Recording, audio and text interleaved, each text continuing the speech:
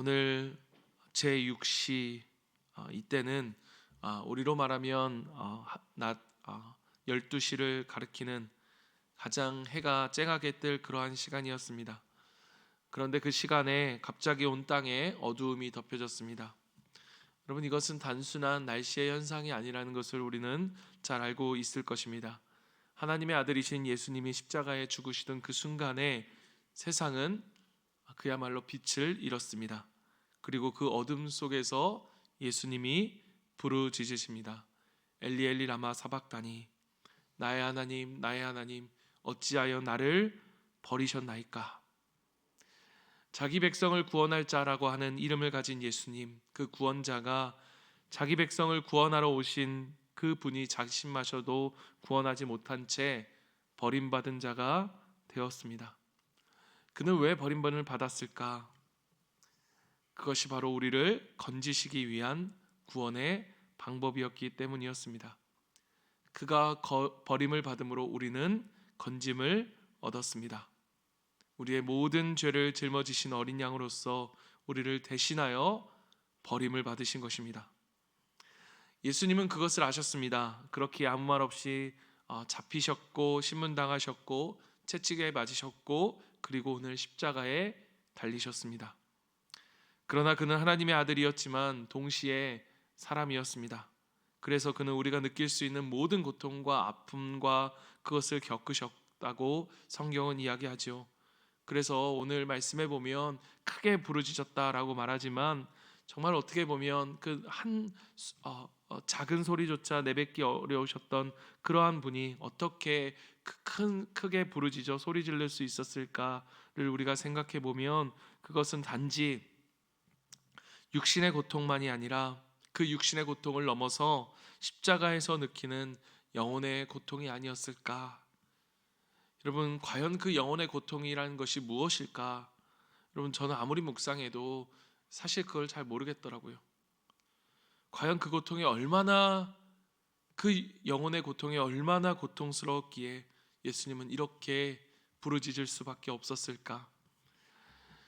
우리가 가상칠언의 첫 번째 말씀에서 나누었듯이 그 십자가 위에서도 예수님은 하나님을 향하여서 아버지라 부르셨습니다. 고통과 핍박과 조롱 가운데서도 그들을 용서해 달라고 기도할 수 있었던 이유는 하나님이 아버지였기 때문이었습니다. 그런데 그 육신의 고통과도 비교할 수 없는 이 영혼의 고통 속에 그 영혼의 고통은 과연 무엇이었을까를 보면 바로 하나님께서 절대로 놓지 않으실 것 같은 그 아버지께서 그 손을 놓으시고 그 아들을 향해 얼굴을 돌리신 것입니다. 하나님이 버리셨습니다. 아들을, 어떻게 하나밖에 없는 그 독생자 아들을 버리실 수 있을까? 그러나 그것은 사실이었습니다. 그것이 예수님에게는 견딜 수 없는 고통이었습니다. 여러분, 우리가 죽음의 위협 속에서도 죽음을 맞이할지언정 그 믿음을 지켰던 그 믿음의 선배들의 이야기를 우리는 알고 있습니다.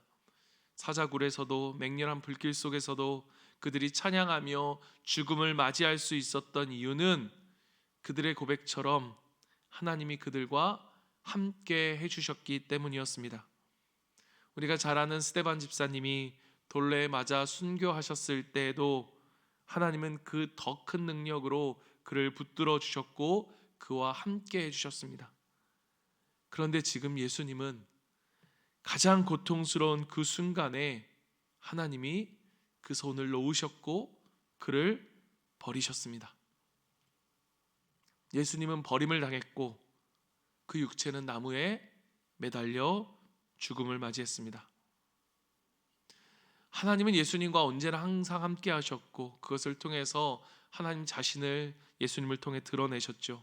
그런데 어쩌면 가장 필요한 그 순간에 그분을 돕던 천사도 보이지 않았고 하늘도 침묵했고 해조차도 얼굴을 가려버렸습니다. 예수님은 홀로 사망의 언덕 위에 남겨졌고 그 십자가 주위를 맴도는 사단의 무리들이 자기들 뜻대로 죽어가는 그 예수를 조롱하였습니다. 무엇 때문이었을까? 왜 예수님께서 이토록 비참하게 버림을 받으셔야만 했을까? 바로 우리의 죄 때문입니다. 바로 그것이 우리의 죄를 향한 하나님의 진노였습니다.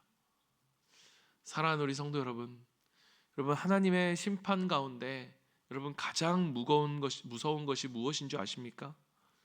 하나님의 심판 중에 가장 무서운 심판, 여러분 우리가 재물을 잃는 거, 우리의 건강을 잃는 거, 여러분 그거 아닙니다.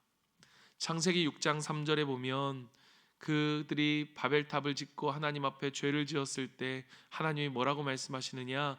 다시는 나의 신이 영원히 사랑과 함께하지 아니하리라. 내가 다시는 너희와 함께하지 않겠다. 여러분, 죄에 대한 가장 큰 하나님의 진노는 바로 우리를 떠나시는 것입니다. 즉 내버려 두시는 것입니다.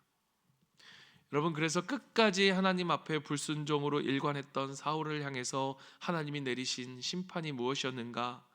사무엘상 15장 23절, 왕이 여호와의 말씀을 버렸으므로 여호와께서도 왕을 버려 왕이 되지 못하게 하셨나이다. 네, 여러분, 우리에게 있어서 하나님의 말씀을 버리는 것, 그래서 더 이상 하나님의 말씀이 우리 가운데 들려지지 않는 것, 이것이 바로 하나님의 심판입니다. 바로 이것을, 이 죄에 대한 심판, 이 진노를 하나님은 예수님께 다 쏟아 부으셨던 것입니다. 바로 완전한 버림받음, 지옥을 넘나드는 고통보다 더 큰 고통 속에서 그 하나님께 철저히 버림받는 그 고통 속에서, 그런데 여러분 놀라운 것은 지금 예수님께서 그 부르짖는 그 부르짖음이 무엇이었는가? 나의 하나님, 나의 하나님, 어찌하여 나를 버리시나이까? 라고 하는 이 절규가 바로 시편 22편 1절에 나오는 하나님의 말씀이었다는 것입니다. 시편 22편 1절 말씀, 내 하나님이여, 내 하나님이여, 어찌 나를 버리셨나이까? 어찌 나를 멀리하여 돕지 아니하시오며 내 신음소리를 듣지 아니하시나이까? 여러분, 대체 저는 사실 이 말씀을 묵상하면서 어떻게 이럴 수 있을까? 하나님이 나를 버리셨다, 하나님이 철저히 나를 버리시는 그 순간 속에서 그 부르짖는 울부짖음이 어떻게 하나님의 말씀일 수 있을까? 여러분, 마음이 힘들고 우리가 그러한 고통 가운데 있을 때에 사실 여러분 우리가 기도하는 거 쉽지 않습니다. 기도 잘 안 돼요. 더군다나 여러분 그 가운데 말씀을 기억해내고 말씀으로 부르짖는다는 것은 여러분 정말로 쉬운 일이 아닐 것입니다. 그런데 지금 그 철저히 버림받는 그 십자가 위에서 예수님은 하나님을 향하여 말씀으로 부르짖고 계셨습니다. 여러분, 저는 이것이 예수님의 삶이 어떠한 삶이었는지를 우리에게 보여주는 것이고, 또한 이 부르짖음이, 오늘 그 십자가에서 부르짖는 이 예수님의 부르짖음이 오늘 우리로 하여금 그 십자가를 붙들고 십자가를 살아가는 우리의 삶이 어떠한 삶이어야 하는지를 우리에게 보여준다고 생각합니다. 여러분, 예수님의 삶은 하나님의 말씀 안에서 숨쉬고 그 말씀 안에서 기도하며 말씀 안에서 먹고 마셨던 삶이었습니다. 여러분, 그분이 이 땅에 오신 이유, 그분은 먹을 때에도, 사람들에게 손가락질을 당할 때에도, 기적과 치유를 베풀 때에도, 그리고 지금 이 십자가에 못 박혀 돌아가실 때에도 그의 삶의 모든 순간을 성경은 이렇게 말합니다. 하나님의 말씀을 이루기 위한 것이었다. 그분은 삶 자체가 말씀이셨습니다. 그래서 그는 그 고통 가운데서도, 그 부르짖음 속에서도 하나님의 말씀이 자연스럽게 흘러나왔던 거예요. 어느 신학교에서 성경을 가르치시던 교수님이 계셨습니다. 그 교수님은 정말로 성경을 사랑하고 그 말씀대로 살아가려고 했던 분이었는데 그만 병에 걸려 몸져 눕게 되었습니다. 의식을 잃고 식물인간처럼 되어서 침상에 누운 채 눈을 뜨지도 못하는 것이 여러 달이 되었습니다. 사람들이 문병을 갔는데 어느 날 실로 이 교수님이 오랜만에 그 입을 떼신 거예요. 뭐라고 말씀하시는 것 같았습니다. 그래서 학생들이 그 입술에다 귀를 가만히 대고 그분이 교수님이 뭐라고 말씀하시는지를 들어보니 그 교수님이 시편 1편을 외우고 계셨다고 해요.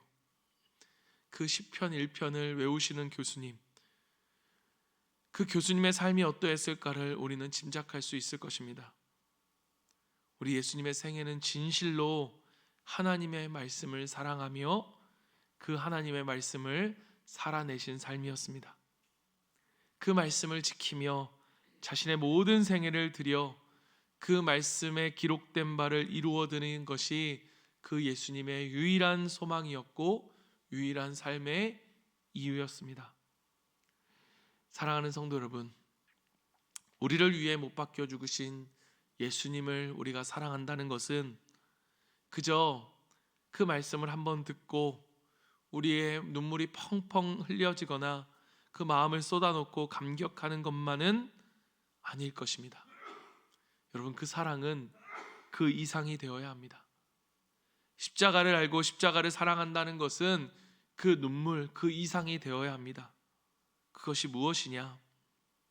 여러분, 흐르는 눈물은 한번 닦으면 없어지지만 무엇으로도 지워질 수 없는 그 진리의 말씀이 우리의 영혼 속에 새겨지는 것입니다.